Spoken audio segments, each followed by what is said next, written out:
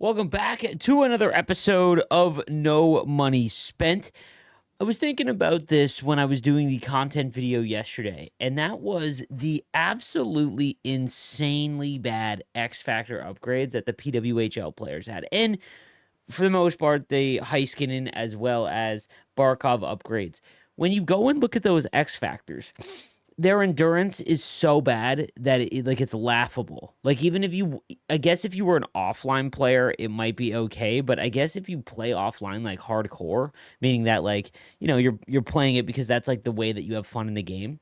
So you're playing against better teams, things like that. Like, I think you would actually struggle using these cards because their endurance is like in the low 80s. And some of the Hutverse cards also endurance in the low 80s, which is unusable.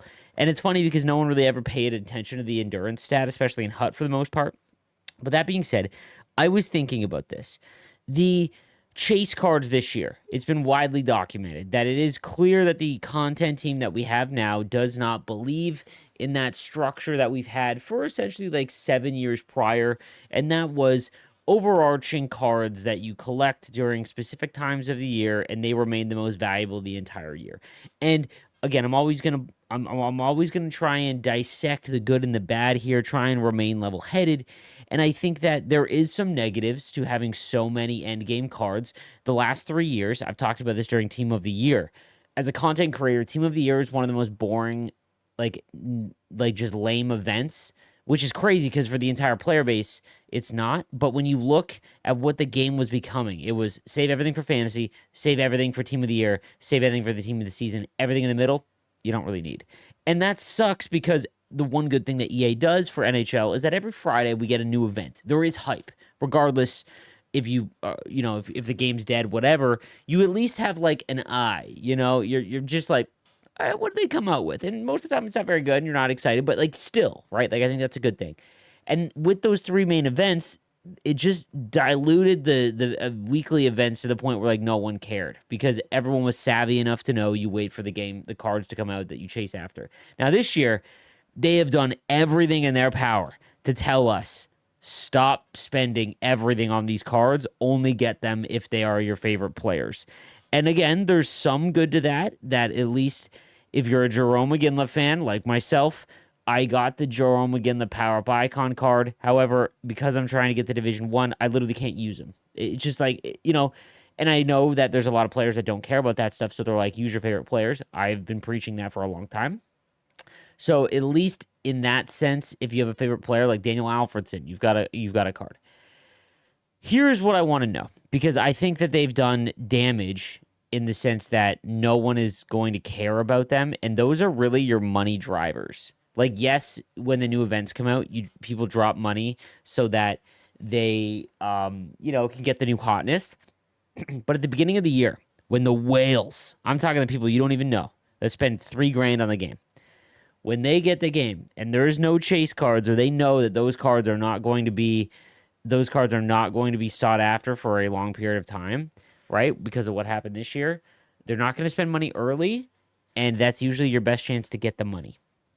So I don't think what they did this year is going to work. So my question to you guys in the next video, or in the comments of this video, what would you need to see from EA to buy back into chase cards if they bring them out again? Like, what is it specifically that you see in October or September, whenever the game comes out, that you're like, okay, I'll invest in supercharged X Factors? Like, what is it that you would need EA to do? Personally, for me, I would need a blog post or a video at the beginning of the year being like, we're upgrading them and they are going to remain some of the best cards all year round. I need EA to say it, right? Regardless of what they come out with, I don't care if they come out with a full 99 across I guess that would be the bad one. If they came out with just some hotness, I really wouldn't believe it. Like, I really wouldn't trust that they're going to keep upgrading them and things like that. So the only way I'm going to buy back in and tell you guys to buy back in is if they come out and say, here's how chase cards are going to work. That's it. So I'm curious to see and hear what you guys need them to do to buy back into them. So, all right, let's get into today's questions and comments. It is so doing these at 7 a.m. after my walk. I'm like, I'm exhausted for some reason. Like, I apologize for the yawning and things like that. You guys don't want to hear or see that. So, give me 1 second here. We'll go with I actually like my favorite part about the Hutverse. I was streaming this yesterday, so another thought here. The Hutverse event. There is not another event that they will ever release. Like, this has now been a couple years of Hutverse where the player base is so shook. You'll never please everyone, especially in the hockey universe. But my goodness, you either love this event or you hate it. Like, you do not have any interest at all. There's no in between. It's really funny to see, and I think that's good. Like, good and bad is okay because you're really getting the unfiltered edition here. Um, because it creates noise, and that's attention. So I actually like the Hutverse event style for mixing it up and having some fun, making weird teams that don't make sense, that can make chore games a little bit less painful. I don't disagree. It's June. If they want to mess around and have a crazy event, love it. My personally, first of all, I'm a traditionalist. I'm old. I want to play something that resembles franchise mode, not something that resembles, I don't know, it's a random game that no one plays, where everyone plays out of position. I personally just hate that. But they cooked, like, they had 90 cards come out. It's just so frustrating that this is the event they go, like, they just huddle together and, like, let's make this crazy event. Tuesday release, out of nowhere. Cards are player, like, Dougie Hamilton's the best center in the game now. Like, that's where I have an issue. Like, you could have just, anyways. I'm totally with you, Sleeves. I don't care for this event style at all. See? 13 likes. It's crazy. Well, first of all, my audience is old. My fellow olds. I love you guys. Shout out the olds. I'm with you. Like, I understand. Let's go. We love Hutverse. Jokes aside, I'm old school and don't like it, but it's better than celebrities from. Oh my god. Yeah, I think we learned real quick. First of all, for anyone that's like, Sleeves, when's your celebrity? I never will want my character in the game, ever. I want my jersey being in was sick. If I get a coach card, that'd be dope. I never want people to have to pull another 5'8", 160 left-handed winger that has, just 80 speed. I'll save you guys from that. I will turn that down. What do you think if they split up the auction house with a trading house? One for people who know what to sell, and one for people looking for a trade.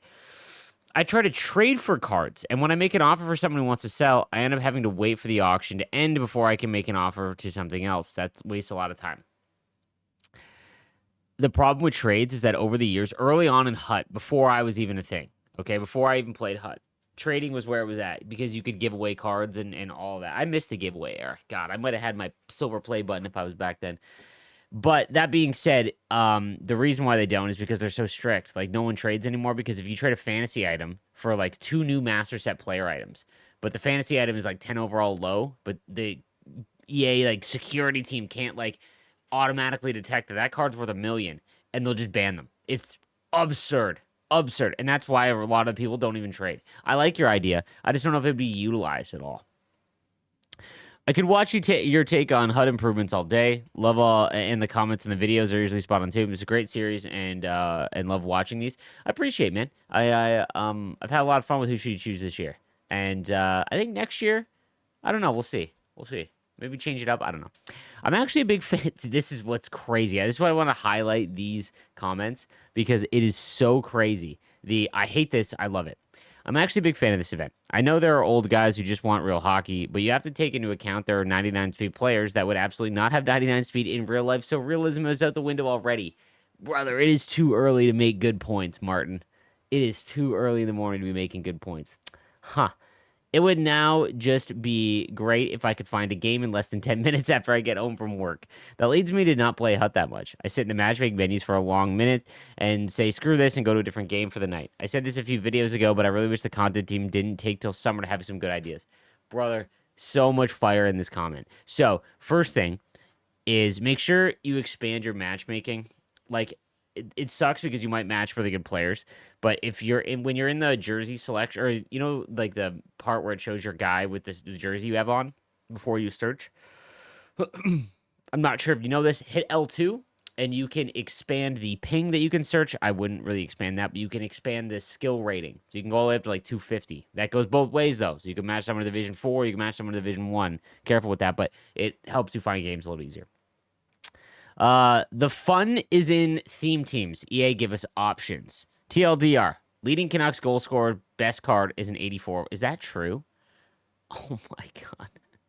As a Canucks fan, it's hard icing a team. I got the 94 Hronik and 94 Hughes. Two new Canucks in Hutverse. Yay. 89 Hronik and 93 Hughes. So a new Hughes card doesn't even raise his team of the season or team of the year. If you chose almost any other player, it'd be their highest card. At least I could have a current Canuck to add to the team. XP cards, 40 released, 0 Canucks. I'm sorry. It's hilarious because the old content team, my man Nicholas, he hasn't been on the content team for like 3 years now. He was so meticulous. Like, I used to get into arguments with him because he would come out with event items, like master set player items. And it's like, well, we already did an Islander. We already had a left-handed defenseman. And, we had a guy that's an alumni, right? And it's like, dude, sometimes you can break the barrier and have a couple cards from the same team or whatever. And like, whatever. He was so meticulous at making sure that every card from every team was like released in at least an even order for the most part. Dude, there was 84 Hutverse items released, fellas. I can't complain because of how the first 2 months of the game went. No sharks. How is it you release 90 cards and there isn't one from an NHL franchise? That blew me away. Blew me away. Oh, man. 99 Garland, Suter, Sherwood, Pedersen, and Hedel. Hughes and Hronik, Lankinen. Then all current Canucks are 80s or lower. Leading goal scorer on the Canucks, DeBrusk with Man, the Canucks had a bad season that DeBrusk was leading goal scorer. His highest card in the game is an 84. When is the last time you played a competitive game with an 84 overall? Oh, man, you know what's crazy? Is that EA Burnaby used to always give love to Canucks, like, all the time. And that's funny, man. That's funny. Because, like, a lot of the people that vet devs there are Canucks fans, obviously. God, that's crazy. The content team not playing the game is like the chef, it's like the chef not tasting his food. I 100% agree, man. I made this comment yesterday where you work on a game or you work on something all day long. More often than not, you don't come home and then play it, right? And I think that is why when you do hiring, especially for video games, like yearly video games, if it is a live service game, there has to be someone hired that can show you proof that you have no life to the game before. It doesn't have to be currently, but within, like, at some point in the last couple of years, you have no life to the game. I know there's people, like, I use MLB as an example, but like 2K has a lot of creators that ended up going to work for 2K for NBA. MLB literally hired Seabrev, who legitimately was like me, only way bigger because it's MLB and a much better creator than me. But he basically would provide fans with context of new cards that come out and like if they're good or not and what you should look for. And MLB just hired San Diego Sooners just hired him so that when they come out with content, there's someone at the table. It's not the end all be all. Like, it's not like I'm saying hire Thrash or Henrique and then whatever they say goes. I'm saying it is simply the people in charge of coming up with the events and things like that. They cook and then they go, hey, how's this look? And you just come back with your notes and that's it. And they don't have to be gospel, but it has to be something like that. And there's times where this is my job and I don't play NHL after I'm done streaming. And because of that, I didn't enjoy the game a lot for the majority of the year. I played very little. Like, this is the least amount of Rivals games I've ever played. And as you can see, it's the lowest I've ever been rated in Rivals because I haven't played a lot. And that for sure, you have to find someone that's addicted to the game if you're going to have someone working on a game. Just one person at the table, like I said. It took me 3 years of playing to master face-offs, and that's thanks to your videos. Also, 4th year playing, and I could never figure out how to swap players from my power play and penalty kill in Hut. Just learned it after you spoke about it in the last video. My God, is it game-changing for me? My lineup creation was a nightmare before. New players aren't given any hint on almost anything in the game. Dude, you've played for 4 years and haven't been able to change your power. Like, what's crazy is there are all the people out there that are hardcore Hut players like, dude, what an idiot. brother, you do not understand how many new players have had no idea how to play this game because it is not shown. It is not shown. The face off for anyone listening that's new, go to the power play, hit square or X depending on the console you're on, and then you can go and choose your forward or defenseman. Crazy, man. That one always gets me. Hey Sleeves, the multiverse event is kind of confusing in terms of what the cost would be to get an MSP. Also, do you think we will get new objectives for several weeks? If you might be able to break it down the event even more. I 100% agree. I think that I agree. I think that it is. There's no timer on the event. They did release so many cards that I don't know if they're going to release. No, they'll release more. I don't know how regular it'll be though, because it feels like, hey, instead of drawing this out and releasing 10 cards at a time, let's release them all, which is a great way to go about content. I think that's what MLB does. That legitimately is they go a couple weeks with releasing like 5 cards, and there's like, here's 400. And then you get overwhelmed and you're like, oh, there's so much to grind and do, when it really is the same as what you would do normally. I do think there'll be objectives. I do. I think that'll lower the cost. And it's actually not as expensive as you think. The packs in the store, given the current auction house prices, are actually pretty okay if you get the amount of coins. I think you need to follow, like, anything 85 and below, you're just selling. Unless you have a specific thing you're trying to upgrade, like Macklin Celebrating. 85s, I throw into the Macklin Celebrating next-gen cards, and I'm almost done. But if you don't have anything like that, 85s and below, don't put them in the exchange yet. Sell them. They're going for, at minimum, 1,200 coins, which doesn't sound like a lot, but think how many 85 and below cards you get. Like, even the ones that you just, like the silvers you get, you will go for 1,200. So I would do that. And then 86 and above, you can throw into those exchange sets to get an 88 or an 89. And you could slowly work towards getting those things, the Hutverse cards that way. But yeah, I don't think there needs to be any rush. Take your time with it. And like, you're pulling 87s and 88s in the daily packs, like those for just logging in, right? So I don't think it'll take as long as you think. Also, I love the Hutverse, and I'm old AF. See, it's crazy. This event is always so wild. I don't mind the event idea at all, but 2 Hedman in 2 weeks, really. And the cost of the 96, holy cow, it's hard. It's a hard pass for me too. This is what's so frustrating, is that it's like a lack of planning, or it's a lack of understanding the player base feeling this way, right? And that's what's so frustrating. And I don't know why it is like this. Like, we got 2 Sundin Master sets almost back to back. Like, you're telling people these are the best cards. Go buy them. You only have 2 weeks to do it. You got to do it. And then it's like, but wait, we're going to release a better one. That can't happen, man. That is something that the content team needs to wake up to. Because, yeah, man, I get it. A lot of people didn't get the 95 Hedman, but you just gave the middle finger to anyone that did.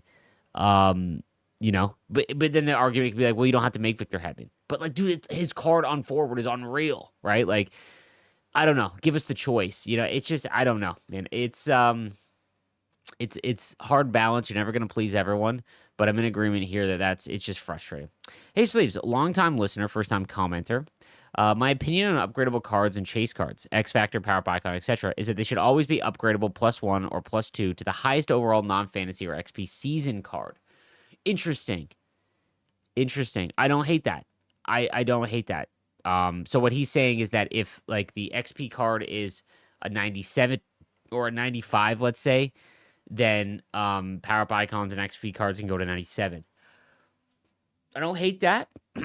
I'm all for those cards. Take the most amount of effort to make, and they should be the best. And I'm with you there. An example right now, I believe, is all X Factors and Power Up Icon cards should be upgradable 97 +1 or 98 +2 because the current highest cards are 96, I believe, Game Breakers and Hutverse.